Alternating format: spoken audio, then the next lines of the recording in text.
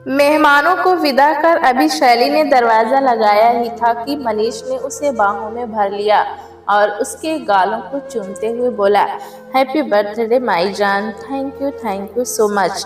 कहकर उसने भी मनीष को चूम लिया और बोली, पार्टी बहुत अच्छी रही, सरप्राइज पार्टी रखने के लिए थैंक्स अगेन। बोलते हुए शैली का चेहरा खुशी से दमक रहा था।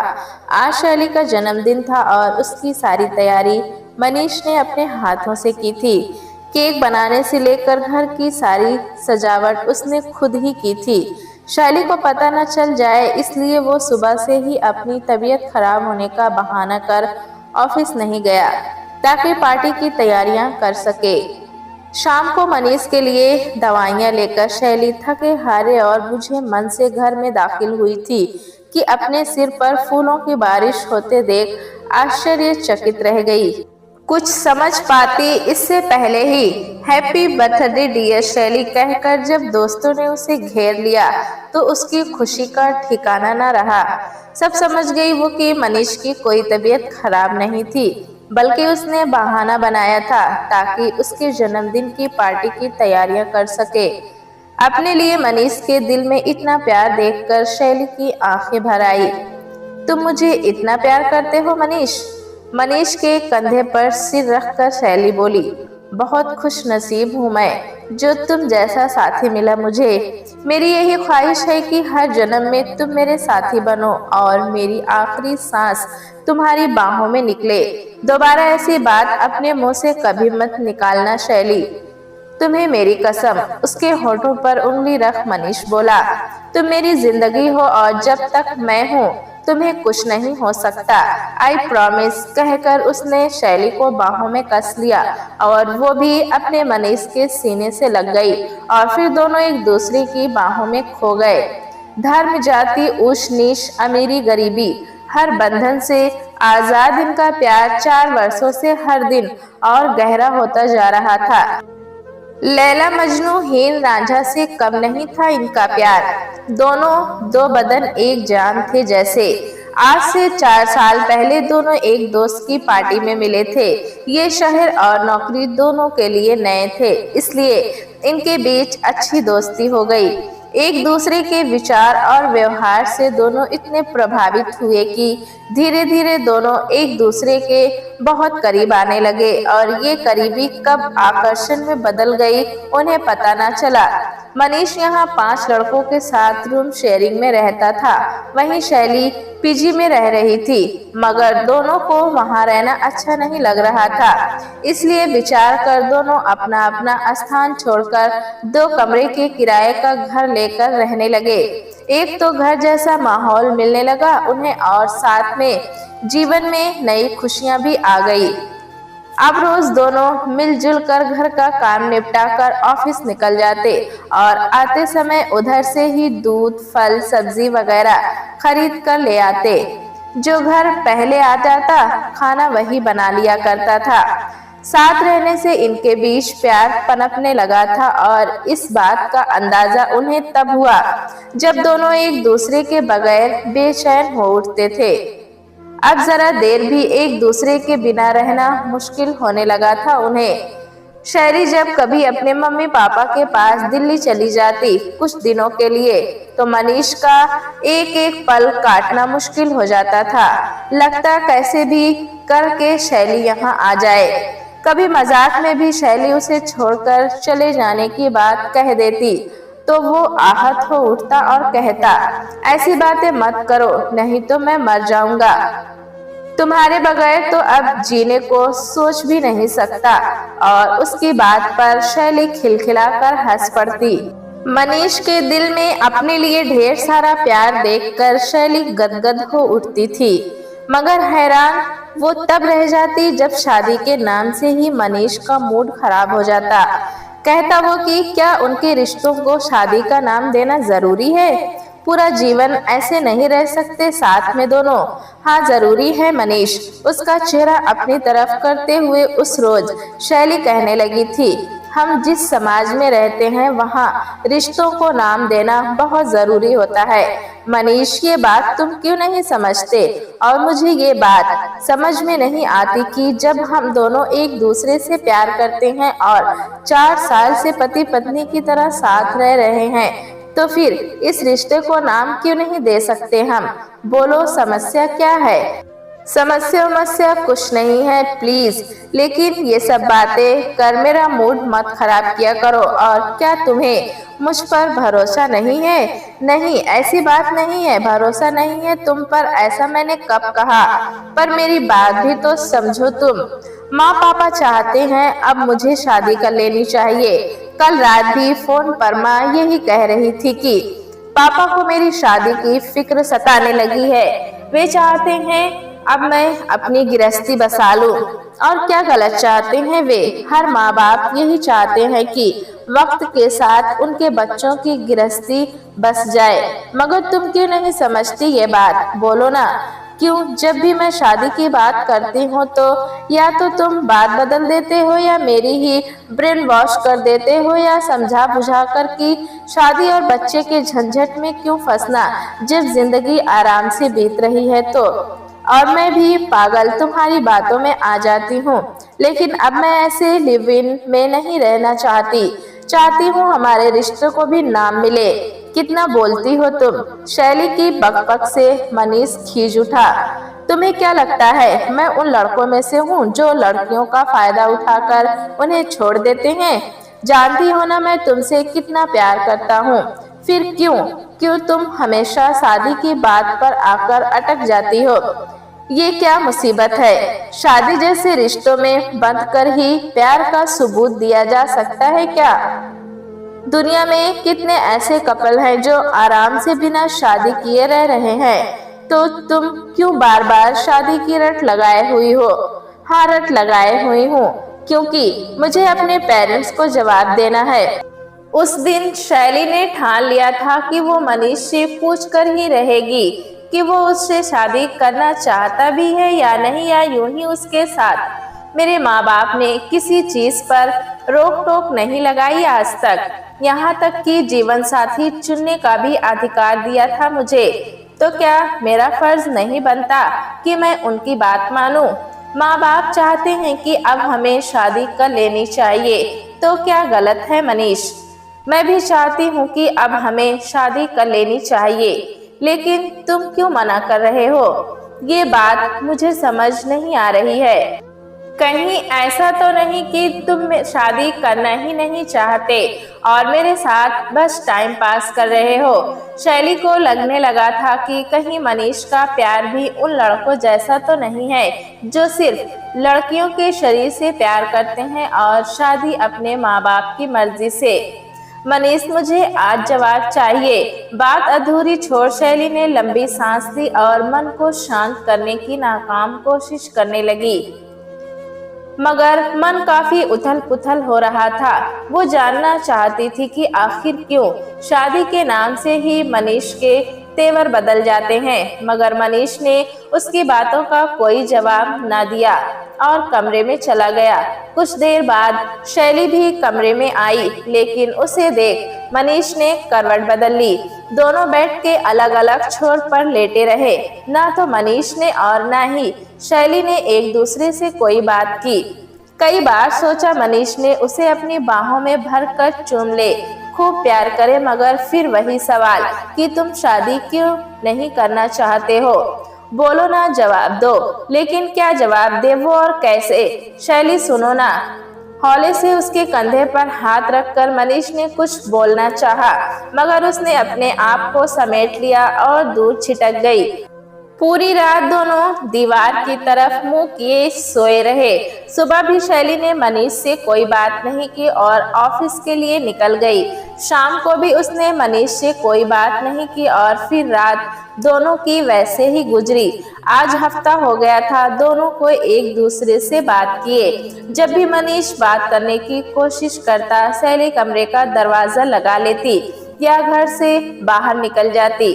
उससे बिना बात किए मनीष कितना बेचैन था, ये बात शैली भी अच्छे से समझ रही थी। क्योंकि वो भी तो उतना ही बेचैन थी, मगर उसे जवाब चाहिए था।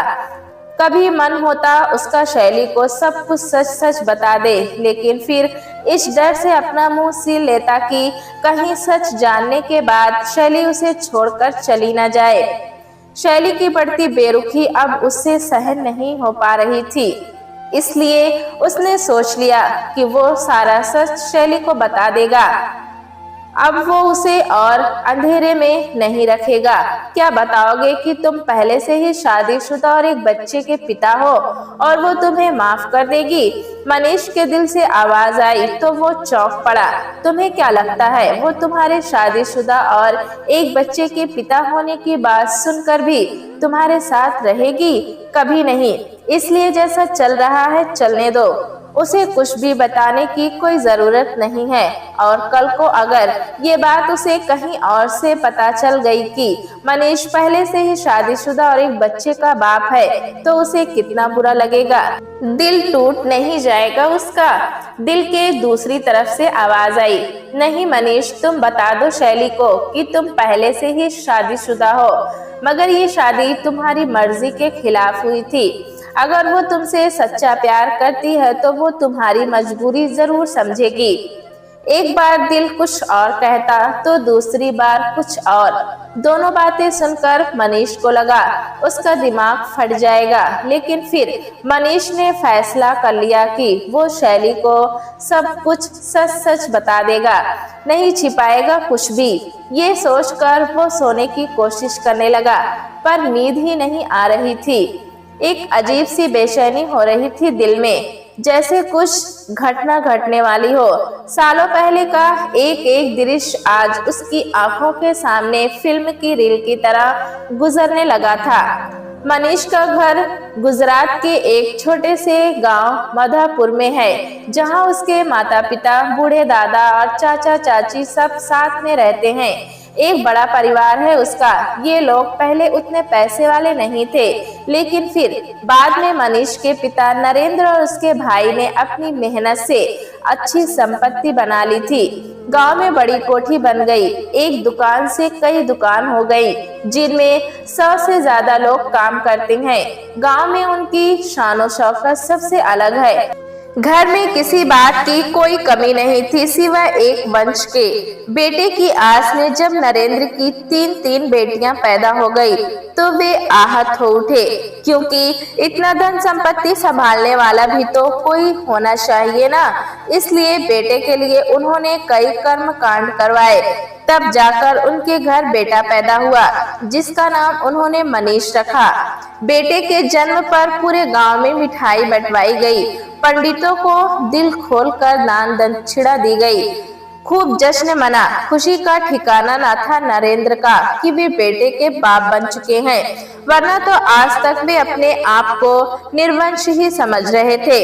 बेटियां आज भी वंश नहीं मानी जाती अपने माता पिता के लिए। वे तो आज भी पराई हैं, जिन्हें दान कर दिया जाता है। बेटे के जन्म से ही नरेंद्र ने सोच लिया था कि वे अपने बेटे को अपने जैसा मामूली पढ़ा लिखा इंसान नहीं, बल्कि उसे बहुत बड़ा इंजीनियर बनाएंगे, जिससे गांव में उनका रुतबा और भी बढ़ जाएगा। लेकिन गांव के महाज्ञानी पंडित ने जब ये कहा कि मनीष की कुंडली में ग्रह दोष है और उसकी आयु कम है, तो वे टूट गए। लेकिन फिर उन्होंने एक उपाय भी बताया कि अगर उसकी शादी किसी ऐसी लड़की से तय कर दी जाए जिसकी कुंडली में अखंड सौभाग्यवती होने का वरदान हो, तो ये दोष खत्म हो जाएगा। और ऐसी लड़की उन्हें जल्द ही मिल गई पंडित जी के माध्यम से। वो लड़की कोई और नहीं बल्कि नरेंद्र के परम मित्र की बेटी मीरा थी, जिसकी कुंडली देखकर महाज्ञानी पंडित जी ने भविष्यवाणी कर दी थी कि ये लड़की से अगर शादी हो गई तो कभी उस पर कोई आंच नहीं आएगी। बिना कुछ सोचे समझे नरेंद्र ने उस पंडित की बातों में आकर अपने बेटे की शादी अपने परम मित्र की बेटी मीरा से तय कर दिया। ये भी नहीं सोचा कि अभी वे मासूम बच्चे हैं, उन्हें तो सिर्फ अपना स्वार्थ दिखा। जब दोनों बच्चों की शादी तय हुई थी तब मनीष की उम्र 3 साल थी और मीरा 1 साल की थी। दोनों अबोध बच्चों को क्या पता कि उनकी जिंदगी का फैसला तो हो चुका है। बाल विवाह जो एक भयंकर अपराध है, मगर ये अपराध हुआ और पूरे गांव समाज के सामने हुआ, क्योंकि इसी में उन्हें अपने बच्चों की भलाई दिखी। पुलिस क्या कर सकती थी, क्योंकि इस गांव में तो वही होता था जो गांव के पंच फैसला करते थे। यह सोचकर ही बड़ा अजीब लगता है कि उस भारत जो अपने आप में एक महाशक्ति के रूप में उभर रहा है, में आज ही एक ऐसी कृति जिंदा है, एक ऐसी कृति जिसमें दो अपरिपक्व लोग जो आपस में बिल्कुल अनजान हैं, उन्हें जबरन जिंदगी भर साथ रहने के लिए एक बंधन में बांध दिया जाता है और वे दो अपरिपक्व बालक शायद जिंदगी भर इस कृति से उबर नहीं पाते हैं और बाद में स्थितियां इतनी भयानक हो जाती हैं कि जिसका अंदाजा भी नहीं लगाया जा सकता। बाल विवाह के केवल दुष्परिणाम ही होते हैं, लेकिन फिर भी अपनी खुशी के लिए लोग बाज नहीं आते। स्कूल पढ़ाई पूरी होते ही आगे की पढ़ाई के लिए मनीष को शहर भेज दिया गया। इंजीनियरिंग की पढ़ाई पूरी होते ही बेंगलुरु की एक बड़ी कंपनी में उसकी नौकरी लग गई, जहां उसकी मुलाकात शैली से हुई। कब और कैसे दोनों एक दूसरे के करीब आ गए पता ही ना चला। उसे इस बात की आत्मग्लानि होती थी कि वो शैली से अपने शादीशुदा होने की बात छिपा रहा है, पर एक डर की कहीं सच जानने के बाद शैली का साथ न छूट जाए, इस बात से ही मनीष सिहर उठता था और इसलिए आज तक उसने उससे अपनी शादी की बात छिपा कर रखी थी। हवा के झोंके से खिड़की खुलने की आवाज से मनीष चौंक पड़ा और वर्तमान में पहुंच गया। देखा घड़ी रात के 2 बजा रही थी। पास सोई शैली को उसने गौर से देखा। कितनी मासूम और प्यारी लग रही थी वो। मन हुआ उसे बाहों में भर ले और जी भर कर प्यार करे, पर खुद को रोक लिया। टकटकी लगाए छत को निहारते निहारते कब उसकी आंख लग गई पता ना चला, लेकिन सुबह वो शैली से पहले उठ गया और चाय भी उसने ही बनाई। Good morning. शैली की तरफ चाय का प्याला बढ़ाते हुए मनीष बोला, कुछ बात करनी है तुमसे, सुनोगी? चाय पीते हुए ही उसने हाँ में गर्दन हिलाई, लेकिन धैर्य से सुनना। उसके बाद जो तुम्हारा फैसला होगा मुझे मंजूर होगा। तुम जानना चाहती हो ना कि क्यों मैं शादी के नाम से चिढ़ उठता हूँ, क्यों उसके बारे में बात भी नहीं करना चाहता, क्योंकि मैं देर तक अपने आप को रोके रखने के बाद आखिरकार मनीष ने अपनी शादीशुदा होने की बात शैली को बता ही दी। मनीष के शादीशुदा होने की बात सुनकर शैली के हाथ पांव थरथराने लगे और उसके हाथ से चाय का कप छूटते छूटते बचा। मैंने आज तक तुमसे ये बात इसलिए छिपा कर रखी क्योंकि मुझे डर था कि मेरे शादीशुदा होने की बात सुनकर तुम मुझे छोड़कर चली जाओगी। सच कहता हूँ शैली, मैं तुम्हारे बगैर नहीं जी सकता। शैली का हाथ थामकर मनीष बोला, सौगंध ले लो कि मैं तुम्हें धोखा नहीं देना चाहता था। ये कहकर मनीष खामोश हो गया और शैली का चेहरा पढ़ने की कोशिश करने लगा। अवाक शैली अभी भी मनीष की तरफ देखे जा रही थी। उसकी आंखों से झरझर अब भी आंसू बहे जा रहे थे। कुछ न बोलकर वो वहां से उठकर दूसरे कमरे में चली गई और दरवाजा बंद कर लिया। डर गया मनीष की कहीं सच्चाई जानने के बाद शैली कुछ कर न बैठे, इसलिए वो जोर जोर से दरवाजा पीटने लगा, ये कहकर कि वो उसे माफ कर दे। वो उसे धोखा नहीं देना चाहता था और अगर उसे उसकी बात पर विश्वास नहीं है तो वो इस 10वीं मंजिल से कूदकर अपनी जान दे देगा। मनीष के मर जाने वाली बात सुनकर शैली ने घबराकर दरवाजा खोल दिया और वहीं जमीन पर बैठकर फूट फूट कर रोने लगी। जरा शांत होने के बाद शैली को ये बात अच्छे से समझ में आ गई कि इसमें मनीष की कोई गलती नहीं है। शादी उसकी मर्जी के खिलाफ हुई, इसमें वो कहाँ गलत है।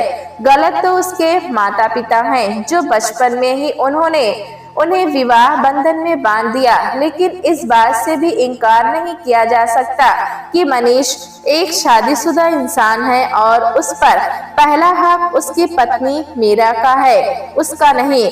वो कोई नहीं लगती उसकी, इसलिए उसका उसके जीवन से निकल जाना ही सही रहेगा। शैली, ये तुम क्या कह रही हो? कहाँ जा रही हो? शैली को बैग में अपना सामान रखते देख मनीष बौखला उठा। तुम मुझे छोड़कर जा रही हो? हाँ, क्योंकि अब तुम्हारी जिंदगी में मेरे लिए कोई जगह नहीं है मनीष। मेरा तुम्हारी जिंदगी से निकल जाना ही सही रहेगा। शादी भले ही जिस प्रकार भी हुई हो, पर वो तुम्हारी पत्नी है, तुम पर उसका पूरा अधिकार है। शैली को इस तरह रोते देख मनीष की आंखों से भी आंसू निकल पड़े। बोला, ठीक है, तो फिर मैं इस अधिकार को ही खत्म कर दूंगा, तलाक दे दूंगा मीरा को। मनीष ने दृढ़ निश्चय कर लिया कि अब वो मीरा को तलाक देकर ही रहेगा, क्योंकि बेमतलब के रिश्ते में बंधे रहने का अब कोई मतलब नहीं है। बस तुम मेरा साथ दोगी ना, ये बताओ? हाँ, हर हाल में। लेकिन तुम्हारे घर वाले और तुम्हारी पत्नी, क्या वो तलाक देने के लिए राजी होगी? नहीं पता कि क्या होगा और क्या नहीं, लेकिन इतना जानता हूँ कि मैं तुम्हारे बगैर नहीं जी सकता शैली, कहकर उसने शैली को अपने सीने से लगा लिया। लेकिन शैली के माँ पापा इस रिश्ते के लिए अब तैयार नहीं थे। वे नहीं चाहते थे कि मनीष से उसकी शादी हो, लेकिन शैली तो जन्म जन्मांतर तक मनीष का साथ निभाने का वादा कर चुकी थी, तो वो कैसे अपनी बात से अब पीछे हट सकती थी। ये बात सुनते ही कि मनीष मीरा को तलाक देकर शैली के साथ शादी करना चाहता है, नरेंद्र चीख पड़े, तुम पागल हो गए हो?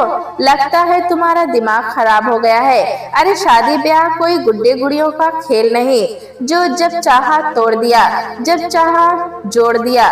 ये जन्म जन्मांतर का रिश्ता होता है, समझे? हाँ समझा, और मैं भी वही समझाने की कोशिश कर रहा हूँ पापा, कि शादी कोई खेल नहीं जो अपनी खुशी के लिए किसी की बलि चढ़ा दी जाए। मुझे मीरा से तलाक चाहिए ही, हर हाल में, और अगर आप लोगों ने मेरी बात नहीं मानी तो मैं कुछ भी करूंगा, पर मुझे तलाक चाहिए। मनीष ने सपाट शब्दों में अपना फैसला सुना दिया और नरेंद्र ने वही पिता वाली धमकी दे डाली कि अगर वो उनकी बात से फिरेगा तो वो उसे अपनी जायदाद से बेदखल कर देंगे।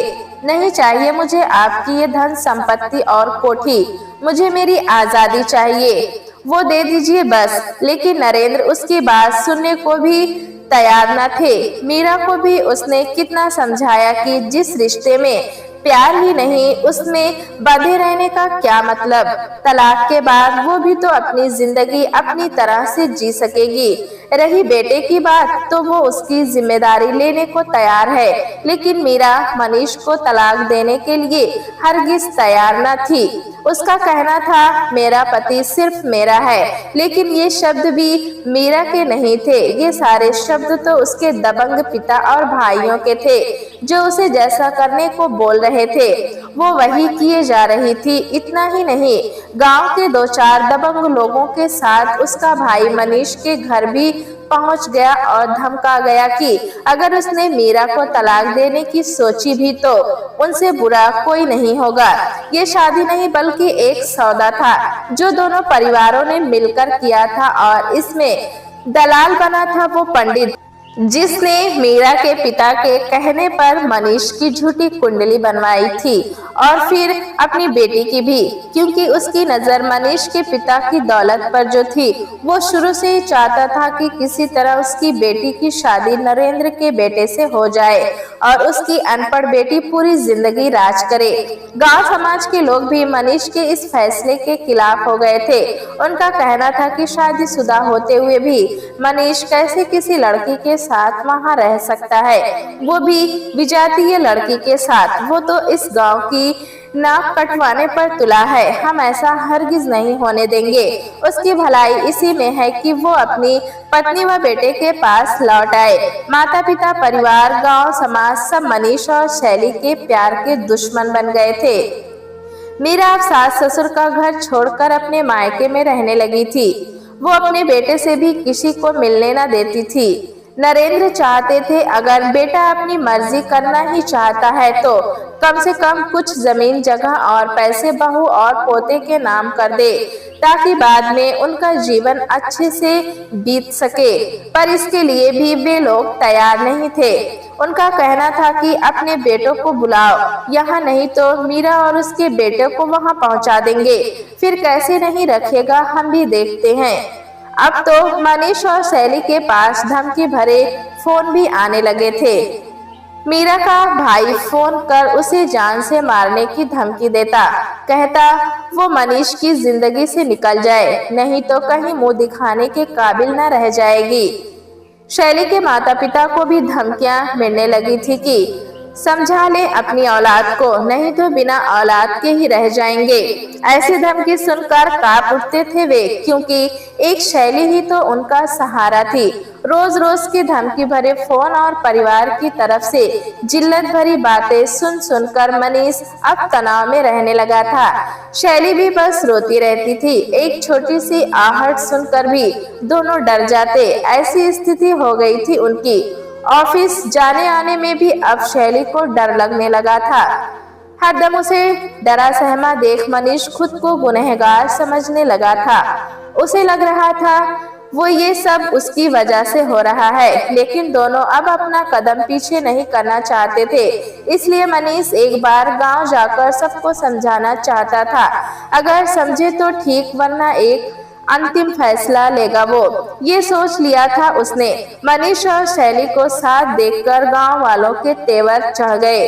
मनीष को तो उसके पिता ने घर की दहलीज भी नहीं लांघने दी, तो उसकी बात क्या सुनते। लेकिन फिर भी मनीष ने सबको समझाना चाहा कि वो एक दूसरे से प्यार करते हैं, शादी करना चाहते हैं, इस बात की उन्हें इजाजत दी जाए। सबके सामने हाथ जोड़े पांव पड़े, पर कोई उनकी एक भी बात सुनने को तैयार न था। उल्टे उसे जलीकटी सुने सुनाया जा रहा था, गालियां दी जा रही थी। गांव समाज के सामने गुहार लगाते लगाते मनीष और शैली का मुंह सूख गया, लेकिन फिर भी किसी को उन पर दया न आई।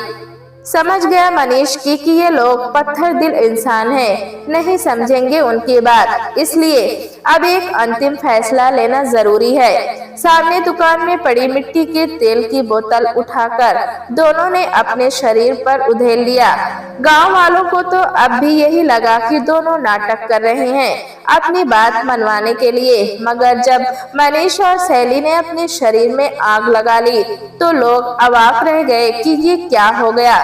धू धू कर दोनों जलते रहे और लोग बचाओ बचाओ चिल्लाते रहे। खत्म हो गए, दोनों जलकर भस्म हो गए।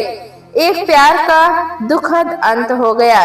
जीते जी दोनों मिल ना सके, मगर मरकर एक हो गए। तब तक पुलिस भी वहां पहुंच गई। हमारे देश की ये भी एक अजीब हालत है। पुलिस मौके पर तब पहुंचती है जब गुनाह हो चुका होता है। बेटे की मौत के जुर्म में पुलिस नरेंद्र को पकड़कर ले गई, लेकिन वो 10-20 दिनों के बाद ही छूटकर घर आ गया, क्योंकि मनीष और शैली की हत्या तो हुई नहीं थी। पूरे गांव के सामने उन्होंने आत्महत्या की थी। खैर जो भी हो, पर एक पंडित की गलत भविष्यवाणी और पिता की जिद ने सब बर्बाद कर दिया। किसी का कुछ नहीं गया, ना उस कुंडली मिलान करने वाले महाज्ञानी कर्मकांड करने वाले पंडित का, और न ही मीरा के पिता और दबंग भाइयों का, और न ही गांव समाज के लोगों का। जीवन अभिशप्त तो नरेंद्र, मीरा और उसके मासूम बेटे का बन गया। प्यारे दोस्तों, कहानी कैसी लगी हमें कमेंट में जरूर बताएं। चैनल पे नए हैं तो एक लाइक और सब्सक्राइब करना ना भूलें।